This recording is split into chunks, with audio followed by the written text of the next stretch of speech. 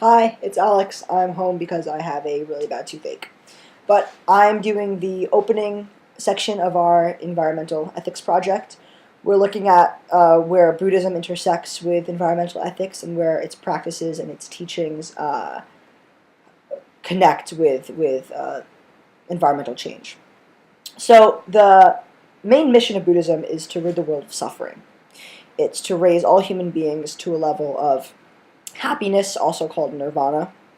And the way we do this is through these three, what they call jewels. And that is the Buddha himself, the Dharma, which are the teachings, and the people who are a part of the Buddhist community. And to stop there, the fact that 1/3 of the Buddhist vision is the idea of the people shows that Buddhism is hardly just an intellectual pursuit, but it's about really action. It's about standing behind what you believe in and participating in saving the environment, the world, this idea of bringing happiness. Buddhism is also seen as the path to purification, and in that way, it's a very forgiving religion.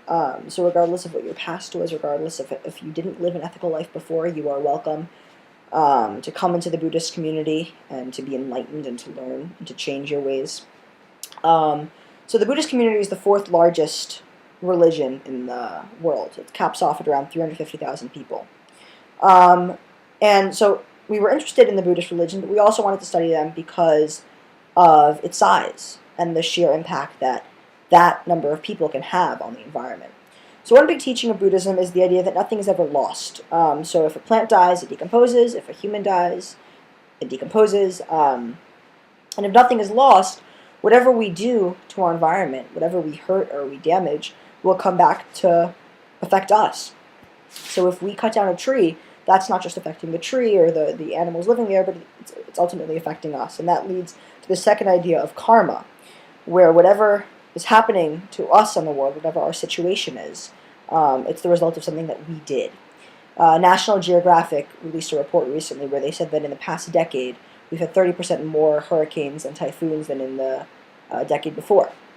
And there's a direct link there between how every 1 degree Celsius that the Earth's temperature raises, the intensity of the hurricanes raised by 5%.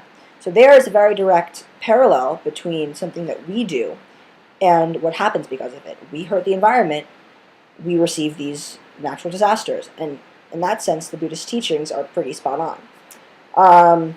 There's also the idea of we're suffering because of both karma, but also this idea of ignorance, this idea of greed, of man only looking out for himself, and this capitalistic system where it's about self-preservation and about how everything can be instrumental to man, but not about what intrinsic value, as we talked about, other things in the world have. So the Buddhists believe that there is no I, there is no self. It's not just about you. It's about everybody. It's about the world. The Dalai Lama actually has a quote, which I'll read now, where he says that life is as dear to the mute animal as it is to any human being. Even the simplest insect strives for protection from dangers that threaten its life. Just as each one of us wants to live and does not wish to die, so it is with all other creatures in the universe, though their power to affect this is a different matter. So again, we have this responsibility as humans. Everything else deserves to live, but we have a responsibility to not exterminate it. So we can't take advantage of the fact of our intellect and of our fortitude and of our strength to wipe out other species or other parts of nature. And that's connected to these ideas, these two precepts, or these two laws of the Buddhist teachings, which is no killing and no stealing. So no killing, no killing nature, no killing people, but no stealing brings up an interesting idea where it's not just about stealing from humans, where it's a person-to-person stealing, but it's also no stealing from nature. If you cut down a tree, you're stealing a habitat. You're stealing something's home. And that's the sort of thing we're looking at here, where it's not just a relationship between human and human, it's a relationship between human and everything else.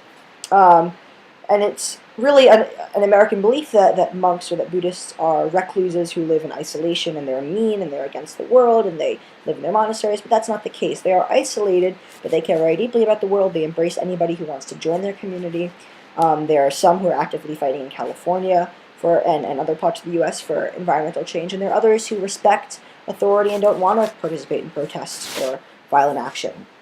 So that's sort of a mix But definitely Buddhism is rooted in environmental ethics and in ethical teaching.